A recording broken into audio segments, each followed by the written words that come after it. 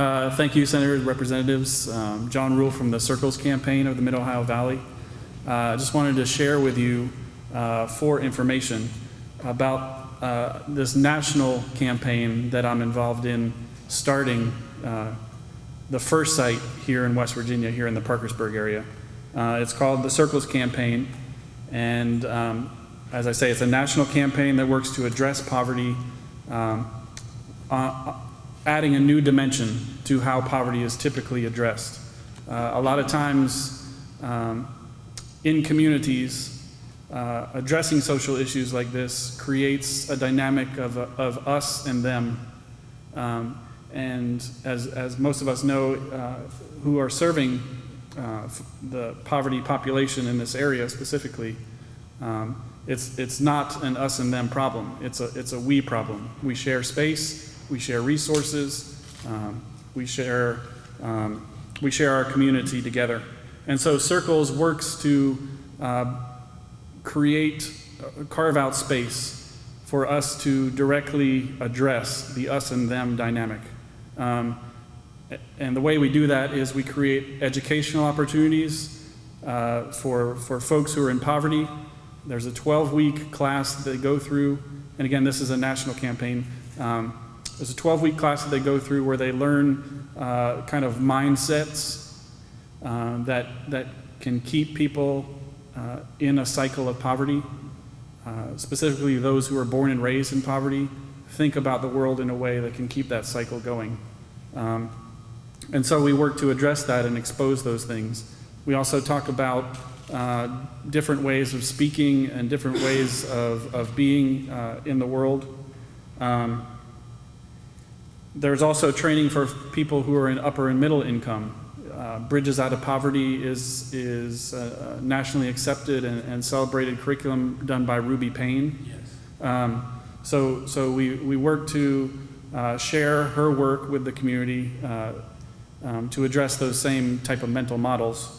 And then there's a separate training for those who are in upper and middle income who would like to come alongside those in poverty to support them on their own goals for self-sufficiency. So the end goal is to create relationships across economic boundaries. And Circles works to do that nationwide. Like I said, we're the first site in the state of West Virginia. And I guess really what I'd ask for you, along with money, just some more in-depth conversation. Perhaps we could set an appointment, come down and speak with on the state level, speak with senators and representatives to share in a little more depth exactly what Circles is, touch on some of the statistics nationwide as far as the success of the program, and work together to figure out how to resource this national campaign. So I commend to you these flyers. It's a general idea of what we do, and thank you again for your time. Thank you, gentlemen. I've got a different take on this, as you'll see. To me, the first order of business in education should be to teach young people independence, not dependency. These so-called free breakfast and lunch government programs are no longer about lifting anyone from poverty. Rather, they're to create a craving for more government.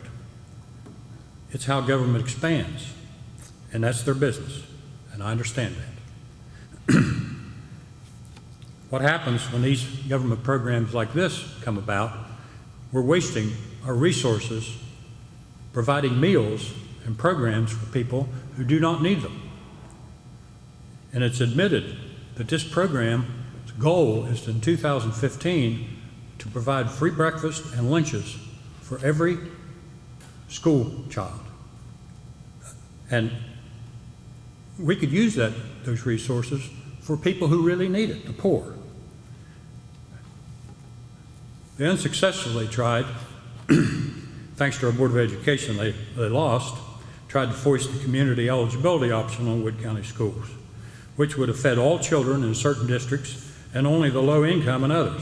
This would have resulted in rich people on one side of the street receiving taxpayer-funded breakfast and lunches for their children with a family across the street, barely over the income level, receiving nothing. And here they go again with this Feed to Achieve Act, pretending to be for poor people.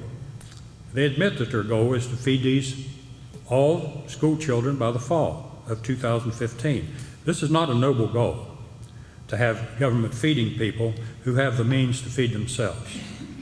But one purpose, and that is to expand government. That is what it's about. These same children being used for political purposes in these programs today will spend their lifetimes paying for them.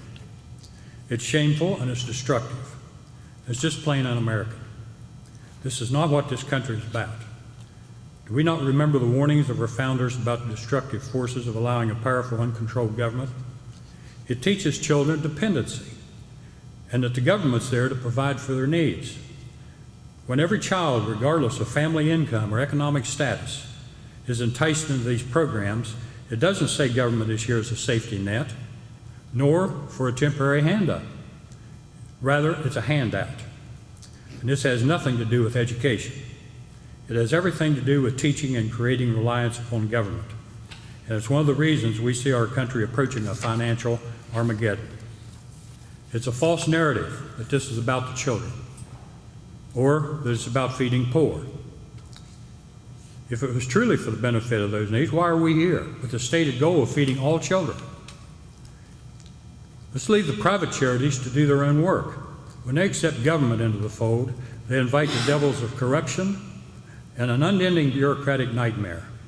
Additionally, they find themselves complicit in giving perpetual handouts rather than hand-ups. That's when charity ends and oppression begins.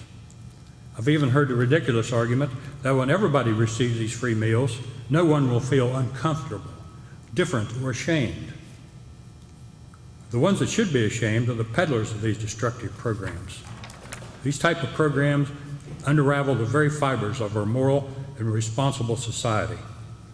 And when interest rates assume our natural levels, what do you think is going to happen when the federal money runs out because they have to cut spending just to service the interest on the national debt? People will be accustomed to these foolish largesse and demand payment for their entitlements. It'll then be up to the local taxpayers to fork over the money. We'll see how free those meals are then.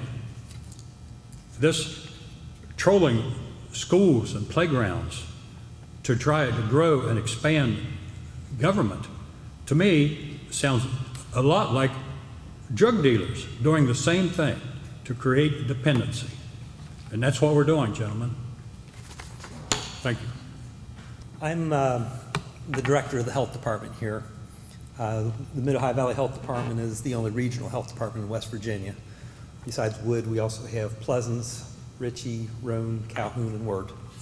So I speak for one of the bigger areas. Senator Noe may remember that about 5 years ago now, we had, I think maybe 4 years ago, we had a large free dental clinic that we put together out at WVUP. It was adult-based.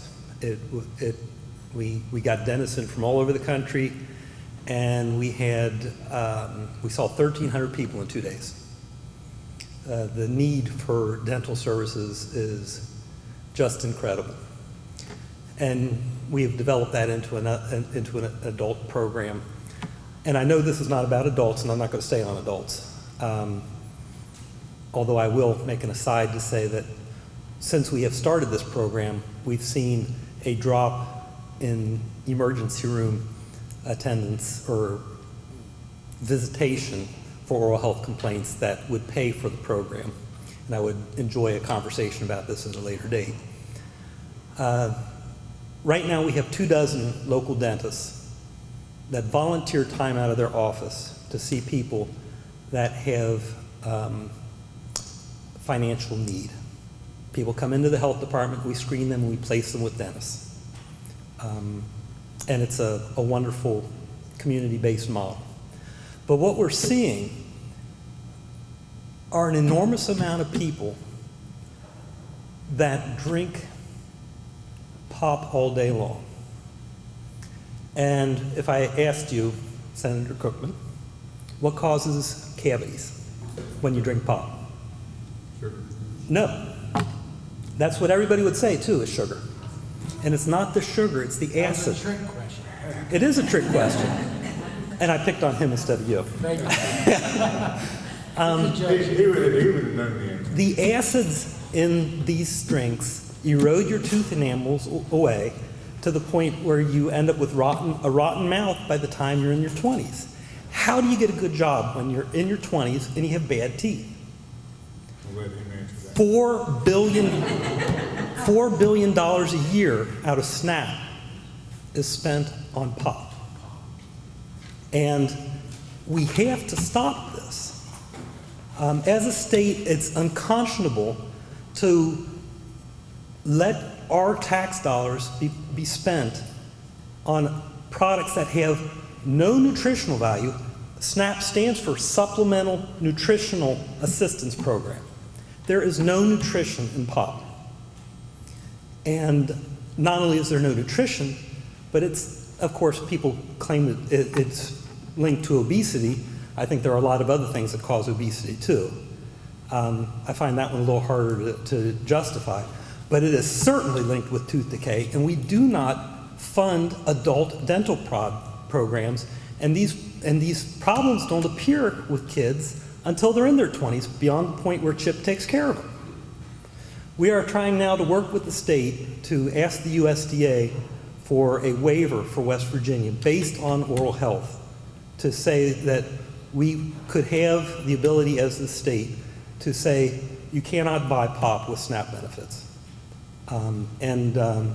You hopefully will be seeing this over the course of the next 5 or 6 months, and I would certainly hope that you would support this. This is not about limiting choice. It's about maybe helping to reduce. I've got a WIC program out of the health department. We see Mountain Dew in these sippy cups.